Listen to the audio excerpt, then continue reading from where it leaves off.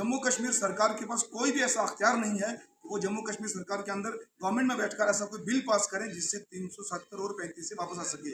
आवाम को बेवकूफ़ बनाने के लिए ये कह रहे हैं कि हमने एक बिल पास किया है, वो बिल नहीं है, एक छोटा सा रेजोल्यूशन पास किया है लोगों को बेवकूफ़ बनाने के लिए कि हमने अपना काम कर दिया है।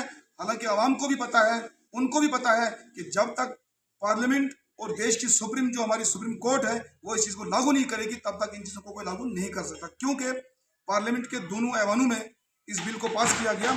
उसके बाद सुप्रीम कोर्ट ने, जिसको हम अपने अपने मजहब के हिसाब से मंदिर मस्जिद गुरुद्वारा का एक मकाम देते हैं क्योंकि देश की सबसे बड़ी अदालत है, उन्होंने इस चीज़ पे मोहर लगा दी है कि आखिरी इंसान की मौत तक भी जम्मू कश्मीर में 370 और 35A वापस नहीं आ सकता जब तक ये दुनिया है।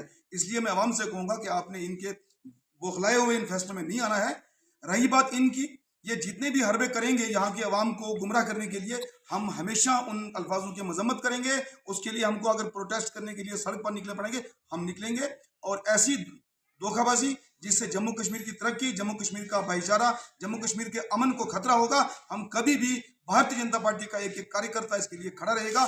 जान देनी पड़ेगी तो जान देने के लिए भी हम तैयार रहेंगे। शुक्रिया, जय हिंद। धन्यवाद, आपने मुझे बोलने का मौका दिया। यहाँ 2 दिन पहले जो रेजोल्यूशन पास हुआ असेंबली के अंदर, धारा तो 370 को लेकर, जैसे मेरे भाइयों ने भी बताया कि धारा 370 और 35A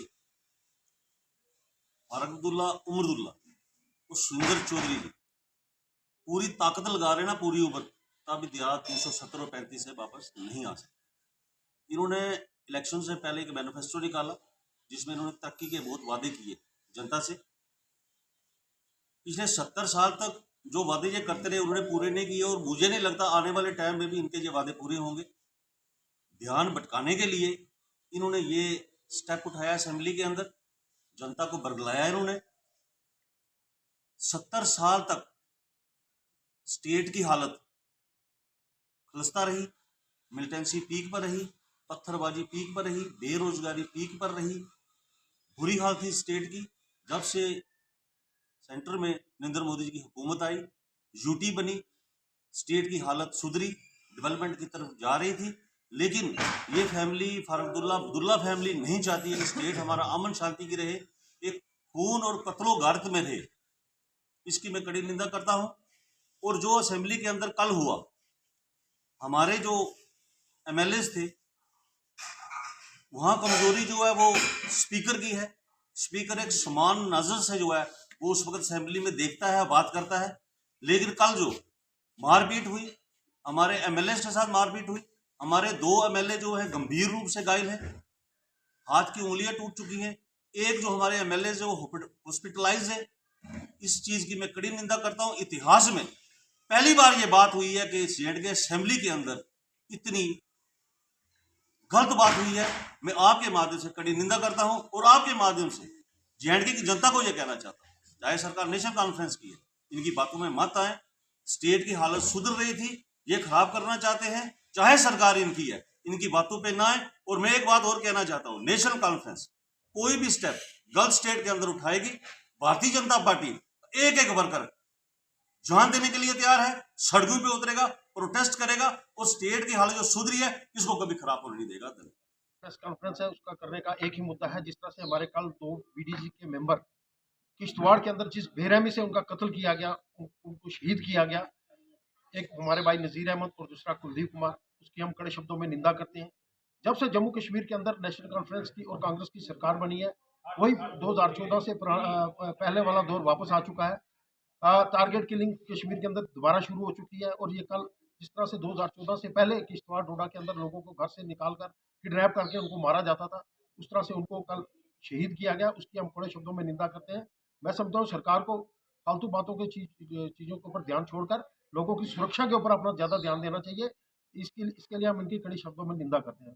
दूसरा, जिस तरह से असेंबली के अंदर पिछले 3 दिन से जो एक जो इन्होंने गदर डाला हुआ है नेशनल कॉन्फ्रेंस और कांग्रेस के लोगों ने, इन्होंने एक रेजोल्यूशन लाकर एक गैर कानूनी और गैर आईनी काम किया है। जो 370 और 35A है, मैं समझता हूँ वो दफन हो चुका है। मुर्दे कभी भी वापस नहीं आते हैं। जो चीज़ दफन हो जाती है वो कभी भी वापस नहीं आती है।